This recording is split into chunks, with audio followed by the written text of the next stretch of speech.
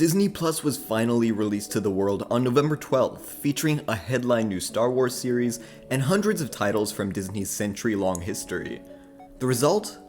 Disney stock reached an all-time high, acquired over 10 million paid subscribers, and Disney Plus became the #1 trending topic worldwide. It's the start of what many are calling the streaming wars, a wave of big corporations building video platforms, following the format Netflix used to disrupt Hollywood in the first place. Disney launched Disney Plus for $6.99 a month, Apple launched Apple TV Plus for $5 a month, Comcast is launching Peacock for free, AT&T is launching HBO Max for $15 a month, and this is all in addition to more niche platforms in development, and the services already in operation like Amazon Prime Video, Hulu, and Netflix. Because of this, the media has been quick to frame these apps as the beginning of a streaming war, as corporations compete for market share and subscriber revenue. But the reality isn't as simple. While these streaming services are going to compete for subscriptions and attention, this wave of streaming projects is more of a reflection of a larger movement in corporate strategy. For years, Disney has sold streaming rights to platforms like Netflix for a serious fee, about $150 million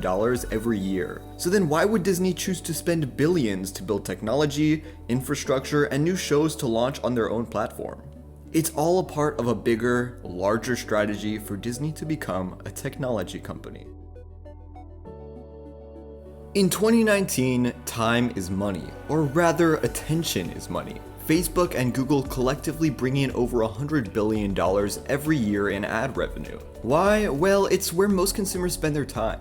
Every second you spend watching a video on YouTube or scrolling through Instagram creates more opportunities for these titans to earn a penny from advertisers looking for your attention. See, content goes hand in hand with behavioral advertising. So as you like a specific page on Facebook or watch more videos on YouTube, algorithms learn more about who you are, what products you buy, and how you may be willing to spend money. As a result, Facebook and Google have been massively rewarded for being the go-to spots for where we spend our time consuming media. Whoever controls the way we spend our time consuming content both better understands how their customers behave and controls where their ad dollars are spent. But what exactly does that mean for Disney?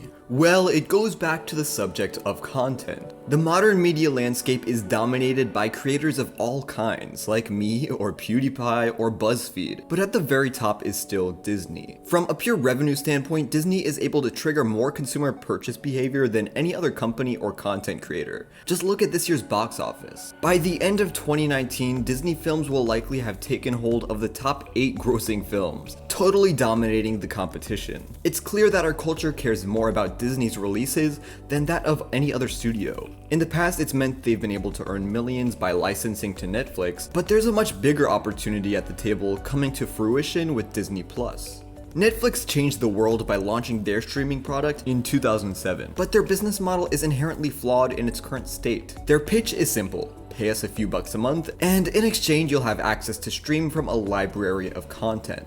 Simple, right? The reality is very few media companies could actually survive off of ticket sales or subscriber fees alone. Disney makes a large majority of their revenue from merchandising, theme park tickets, and advertising on media networks like ABC or ESPN. Netflix has none of this, and as a result has consistently had to manage debt in order to fund new TV shows or to license Friends for another season. See, Disney didn't need to invest billions into a new streaming service just to collect a few bucks a month from subscribers. It's for a bigger purpose, to build a direct relationship with their customers.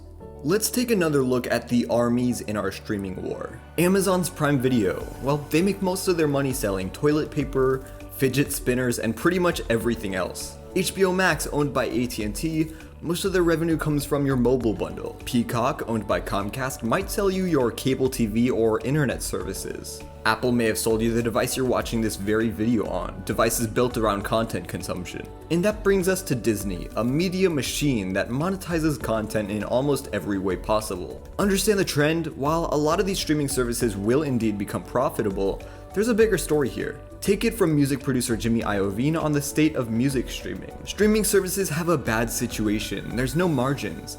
They're not making any money. Amazon sells Prime, Apple sells telephones and iPads. Spotify, they're gonna have to figure out a way to get that audience to buy something else. While Facebook and Google have found success giving any interested advertiser the ability to buy ad slots, These new streaming services will serve as platforms to better advertise each company's own core business, an advertising engine of their own. Disney has been around for nearly a century, since the year 1923. They've seen the progression of cinema, television, and now streaming. The one thing they've never had, however, is a direct relationship with consumers. In the past, they need to rely on third parties to provide information about box office success or how well a TV show performed. But in the digital age, none of that is necessary.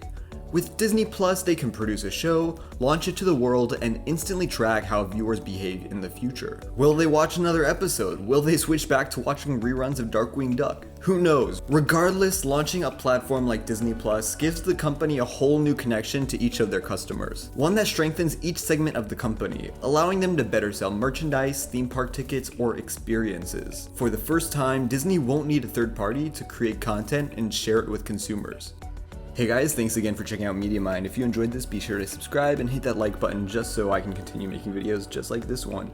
There's a lot to cover in streaming wars, so I'll continue to be uploading new videos in the months to come as more platforms launch and more news breaks.